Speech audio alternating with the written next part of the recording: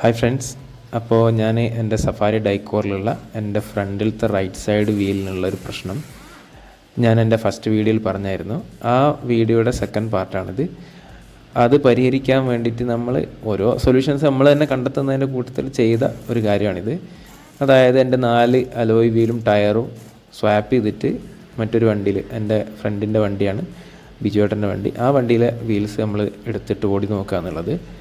അഥവാ അലോയ്സിന് വല്ല കംപ്ലൈൻറ്റോ നമ്മൾ കറക്കി നോക്കുമ്പോൾ കിട്ടാത്ത വല്ല കംപ്ലൈൻറ്റോ ഉണ്ടെങ്കിൽ മനസ്സിലാവുമല്ലോ എന്നുള്ള ധാരണയിൽ നമ്മൾ അങ്ങോട്ടും ഇങ്ങോട്ടും സ്വാപ്പ് ചെയ്തതാണ്. കൂടാതെ ഒരു വർക്ക്ഷോപ്പിലൊരു മെക്കാനിക്ക് സുധിയേട്ടൻ എന്നെ സജസ്റ്റ് ചെയ്തതാണ് ഇങ്ങനെ ചെയ്യാൻ, മാനന്തവാടി ഷീജാസിൽ.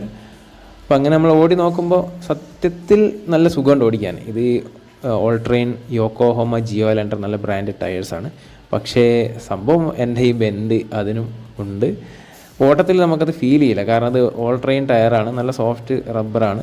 പക്ഷേ എംടി ടയറിട്ട് ഓടുമ്പോൾ നമുക്ക് വല്ലാണ്ട് അത് ഫീൽ ചെയ്യും. ചുരുക്കി പറഞ്ഞാൽ ഞാൻ എന്താണോ വിചാരിച്ചത് അത് തന്നെയാണ് സംഭവിച്ചത്. അലോയ് വീലിനുള്ള ബെൻഡ്, ടയറിനെ പ്രശ്നമില്ല. പല വർക്ക്ഷോപ്പിലൊക്കെ പോയി കഴിഞ്ഞാൽ നമ്മൾ ഫസ്റ്റ് കേൾക്കുന്ന ഒരു സ്ഥിരം പല്ലവി എന്ന് പറയുന്നത് നിങ്ങൾ കമ്പനി വീലിട്ടിട്ട് ഓടാത്തത് കൊണ്ടാണ് എന്നുള്ള പ്രശ്നം പറയാം. അത് ബുഷിൻ്റെ കാര്യത്തിലൊക്കെ ശരിയായിരിക്കാം. പക്ഷേ ഇത് എൻ്റെ വണ്ടിയിലുള്ളത് സ്പെസിഫിക്കായിട്ട് നോക്കുകയാണെങ്കിൽ എൻ്റെ വണ്ടിക്ക് തന്നെയുള്ളൊരു പ്രശ്നം. ശരിക്കും നമ്മുടെ വണ്ടിയുടെ അലോയ് വീലും ടയറും എത്രത്തോളം ആ വണ്ടിയുടെ ലുക്കിന് ഇമ്പോർട്ടൻ്റ് ആണ് എന്നുള്ളത് ഈ ഒരു ഫോട്ടോസ് നിങ്ങൾ കണ്ടാൽ മനസ്സിലാവും. ആ ജസ്റ്റ് ടയറും അലോയും മാറുമ്പോഴത്തേക്ക് ഓരോ വണ്ടിയുടെ ലുക്കുകൾ മാറുന്നത് നിങ്ങൾ കമൻറ്റ് ചെയ്യട്ടോ നിങ്ങളുടെ അഭിപ്രായം.